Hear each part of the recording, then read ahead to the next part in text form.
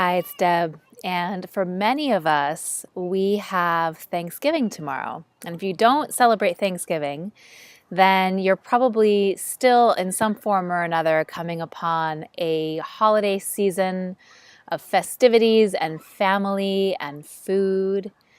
And I just really feel moved to share on the topic of how to stay free over the holidays, how to stay free during the season of family and festivities and food.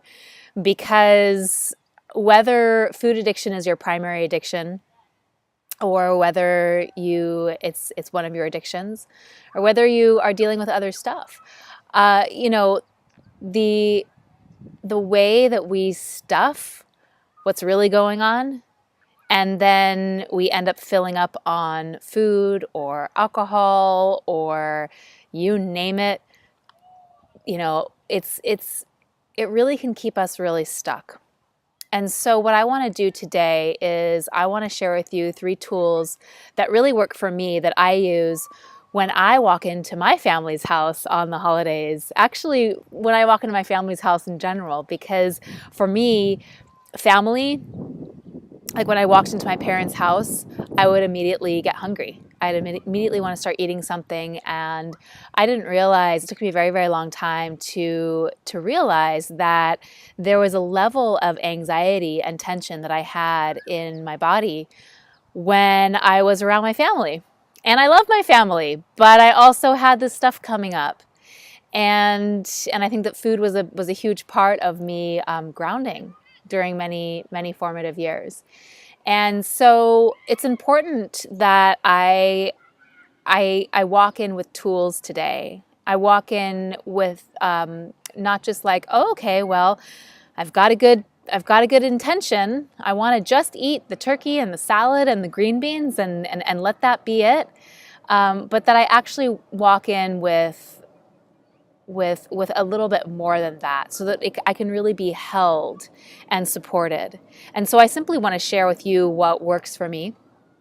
And the first tool that I want to share with you is something that I call preparation, but really preparation. Because what I do before I walk into my parents' home is I take a moment, I drive to my parents' house, other people, whatever, you can find your own version of how this looks. Maybe it's on the flight over to see them or in some other kind of format. But I take a moment before I actually enter into a family gathering, and I pray, and I ask Source, God, Spirit, to fill me with the experience of my worth, to fill me with a sense overflowing with meaning, with light, that I walk in full. I used to walk in to any engagement having already eaten, because I was so afraid. I didn't like to eat in front of other people, and I was so afraid that there wouldn't be food that I could eat, and so I would fill up physically in my body. But now there's an opportunity to fill up spiritually, to walk in full of spirit, full of my own feeling of self-worth, of value, of self-love, and to use that as my guiding energy, as my North Star. So that's the first thing, is to pray, is to, in your own way, whatever that looks like for you, to take a moment to just really get centered in a power greater than yourself, and allow that power to infuse you with the experience of the fullness of your own worth, value, love, and light. And the second tool is finding your calm in the commotion. So another thing that I find is that as soon as I do walk into my family's house, there's always a flurry of stuff. There's just a lot going on.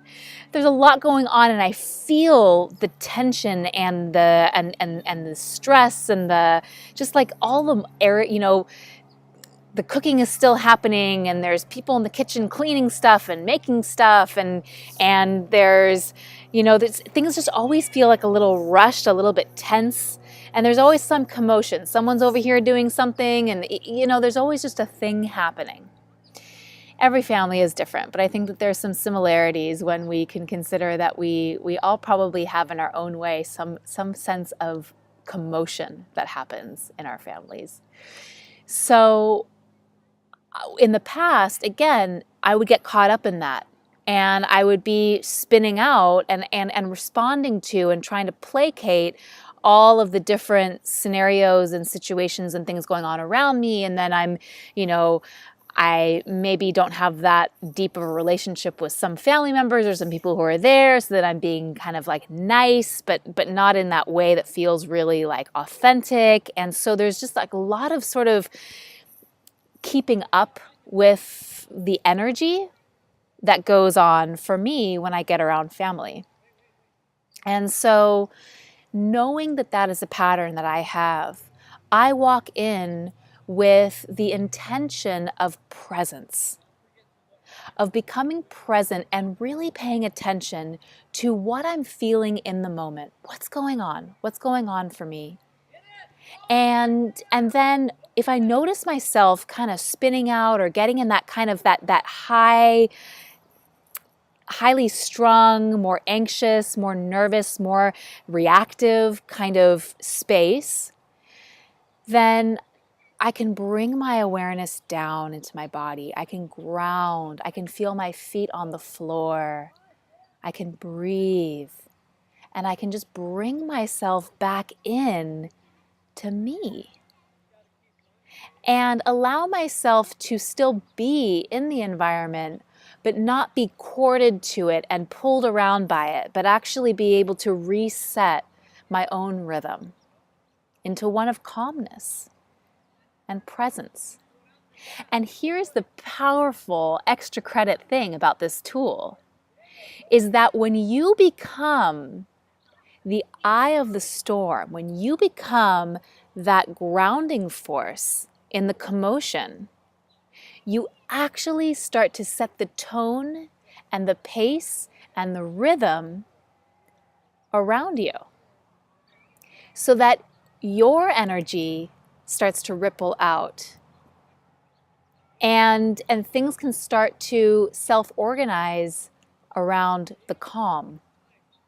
And so just be aware of that, not in a contrived way, but just be aware of the power that you have to not only not get caught up in other people's stuff or the commotion that's going on around you, but to actually come back in and resource such a place of presence within you that you are able to influence and shift the entire energy of your environment. It's that powerful. And the last tool that I want to share with you really kind of plays off of this idea of like how to stop stuffing, how to not stuff on Thanksgiving, is to speak up.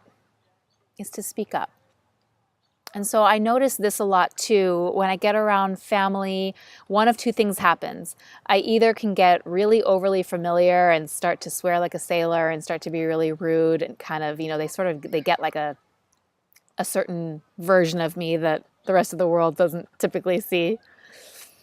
Or I kind of get into like the fake mode where I'm not overly fake, but I don't really want to get into anything. So I kind of smooth over stuff and it's not really worth it. And I kind of just, yeah, no, I'm good. How are you? And I just, and that's not really super honoring either.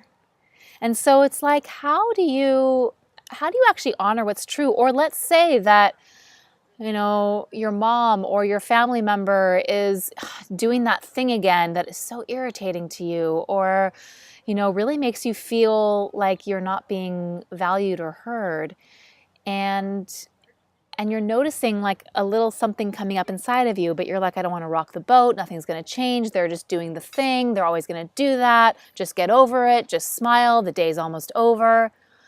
That's when we start to stuff. We start to stuff food. We start to go back for seconds. We somehow get lost between the pumpkin bread and the pecan pie, and it's all over from there. And so what does it actually look like to speak up in an honoring way? Well, one of the things that I do first off is I because I'm checking in with what's going on for me, I'm creating that awareness. So I'm watching how I'm actually feeling, how I'm being affected by certain things. And sometimes it's just a matter of me grounding and being with what is. Sometimes it's a matter of me communicating, hey, I'm feeling really uncomfortable right now. And I'm not really sure, but I think something that you said a few moments ago just had me kind of all churned up inside. And can we just talk about it real quick? Because I'm noticing that I'm not able to be present because I've got this thing going on in my head right now. That's a way to be able to communicate without needing to have it all figured out, but just to be able to honor yourself and the other person.